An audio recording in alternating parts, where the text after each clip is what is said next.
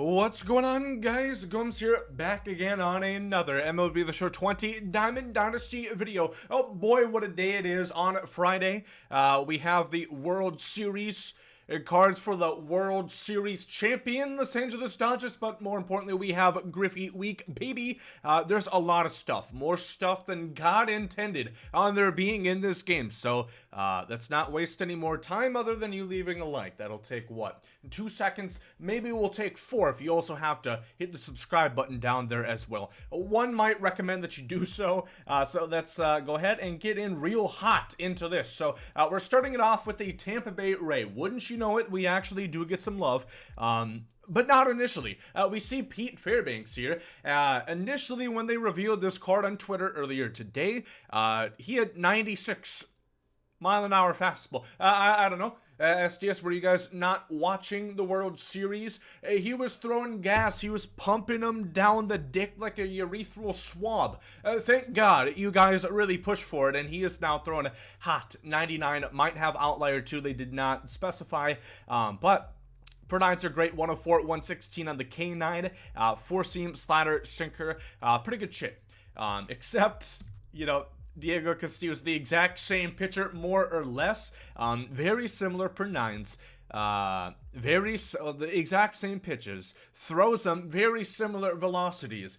So very curious decision. If I was them, I probably would have spaced a couple cards out between them and not have them revealed back to back, because it's the goddamn Spider-Man meme as is right now. But we'll gladly have those on my team, and especially this Kevin Kiermaier right here. Wouldn't you know it?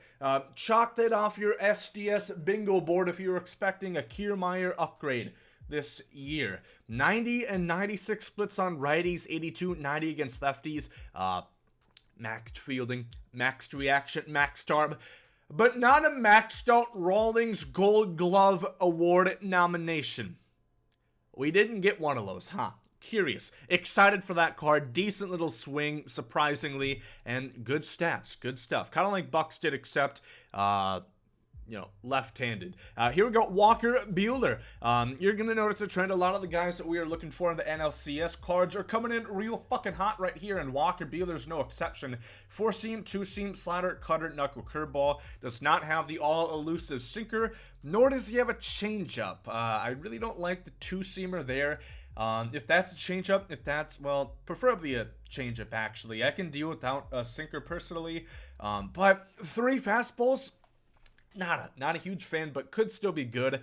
Gonna throw a pretty good 106 stamina, 110 hit 9, 118 K9, 92 BB9, and 91 overall control. All else to say, pretty good, except for the pitches, which is arguably more important. So that's gonna be Walker Bueller. Would you look at this, dropping down from the hell in a cell and, you know, getting a full people's elbow. That doesn't fit. A 5-star froggy splash on the rest. That's more like it. Needless to say, very excited about this card right here. The first, or rather the second postseason card coming back from the dead. A 109, 112 power on this card. 92, 100 contact. 92 vision. Gold defense at first base. Generous as almighty hell. He can play outfield, but I would not necessarily recommend it with 64 arm strength and 43 speed. You know, I'd be better off having Buxton run the ball in, cut off his arms, and he's still gonna get it in faster than Steve Pearce. But a great hitting card, and honestly, somebody you might want to look at for playing at second base if you do love his swing, as I did. Oh, some motherfucker named Randy. How about this one, huh? World record setter, has 3 of them. Does not have a world championship title under his belt, not yet. Again, 2034 is when I'm anticipating that, and hope to God Randy Arozarena is still in the league, still kicking it in those cowboy boots. He's got maxed everything except for power against lefties at 112, 98 vision. little generous. I'll be honest. He did strike out a good deal. 84 speed, 84 fielding. He is going to drop down below to silver at center or right field, which kind of sucks, but he does have 80 arm strength. Perfectly balanced, as all things should be. Really like the looks of that card right there. Corey Seager, he's one of the big ones. I think he's actually the biggest one, the last one that you're going to earn. You know, great, of course. Fantastic swing. Was a bit disappointed with his Rookie of the Year card. Thought it could have been a little bit better, but oh, baby, they saved it for this. They somehow knew that Corey Seager was going to go off. 118, 120 contact, 122 power against lefties. Great stuff, of course, all the way around. 47 speed. If there's something you can knock this card on, it's probably that of the 70 arm strength. You can play him at second base. He's still going to have gold defense. In fact, I actually probably would recommend that. Speed isn't so big of an issue. Neither is arm strength. So that's going to be those. And here's how they look out in the collection. From what I could tell, of course, it seems like all you need to do is finish out the collection. If you already got to 50 to get the 99 Giancarlo Stanton, if you do the collection, which all the Kiermaier, all those cards that I showed you, those are going to be obtainable throughout moments. It looks like it's going to be one of those regular packs that we got for the CS round, the DS, and the WC, the BBC. So I would imagine that's how it's going to be. Finish the collection, get the last 50 points, and bada bing, bada boom, I think. Could be wrong. One could say, one could tell in time. Ralph Kiner is going to be one of the first henchmen of the 10th inning program. And I'm going to warn you, they are going to be pretty fucking good. Just a little bit of warning there.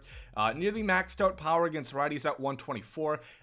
Contact, good 104, 98, 108 vision. Haven't really used Ralph Kiner cards too much in the past, I won't tell a lie, so I don't really know what to expect, other than dog shit defense. On to the next one, Mackenzie Gore. So this is one I talked about in my 10th inning program boss predictions, which was quickly superseded within approximately 10 hours. They speed ran that shit. Amazing how fast they just made my predictions go to shame. But Mackenzie Gore, they did not give a sinker. That's a shame. That's a national travesty, in my opinion. The card could still be good, but as stands, he's going to be a lot like Chris Sale, except if you took the two-seamer and made it into another breaking ball. So I'm not too sure how he's going to play yet. He does have good per nines, but low stamina too. I'm not too excited for this card, I'll be honest. I thought if they give him a sinker, good lord, it could have been really fucking good, but not quite. Andrew Mither here. Let me just make sure they haven't dropped this yet, because have they? Yes, they have. So, well, we're going to stop this here, and we're just going to continue on here. So we saw Ralph Kiner. You're not going to see Griffey yet. Here's Andrew Mither. This card's going to be free. Interesting. Slider, four-seam, sinker. What would you expect? I think you only had 3 pitches last year. If this card had a changeup, frankly, sir, that's not fucking fair. It would have been too OP. Even as is, it's great. Nearly maxed out hits NK per 9. BB9, good as well. Maxed out pitch clutch, if that matters. Not in the World Series, though, so if you are up in those ranks, I would not use this card. Him and Chapman should be obsolete off your fucking team. So that's going to be Andrew Mither right there. I don't know. We'll just show Griffey I'm out of order. I'm out of whack. And this card is pretty goddamn good, you know? For the most part, maxed out splits against right-handers, 124, 125. Diamond defense, 96 fielding. Gonna have diamond no matter where you put him. A lot of people had issues with him defensively last year with animations. Not really too sure why, but I kind of see that. I have that issue with Mickey Mantle. Not sure why. One could say 85 speed, 94 arm. Still good splits against lefties. I saw some people saying mid. L even in the Twitch chat. Disagree. I think this card's really good. Who would I take out? I don't know. I think I'm probably going to have to take out either Babe or Gehrig, slot one of them to first base, and then Griffey, Mantle, Trout outfield. Don't know when Willie Mays is going to come in, but we're going to see eventually. So I think that's all those cards right there. Kirby Yates is the new event reward for the little general event. This card from last year, 4-seam, 2-seam, splitter, slider, decent differentials, I guess. He doesn't have the best pitches, and he was BP whenever I tried to use him last year, Kirby Yates, so my bad. Not too sure what to expect. 125 K9, 113 hit 9. Not too sure. We're going to have to see 96 BB9, good control, but unfortunately the control usually ends up right down the fucking middle, because I can vividly remember so many shots hit off of that splitter. It is basically the jugs machine on 50 miles per hour. So I think that's all the new content into the game right now. They did talk about Team Affinity. I'll probably want to make an entire video for that. That's pretty cool. And I also do want to say, this really does lead me to believe, maybe they already said it at this point, that this probably is the last boss program we're gonna see. Even number 1 boss that we have right here, and I don't know how many more eligible guys, because other than Griffey, he's the only repeat boss. I don't think they're just going to open the asshole of that at this point. The panels have not updated, so who knows? I might make a video on that later. Let me know what you guys think.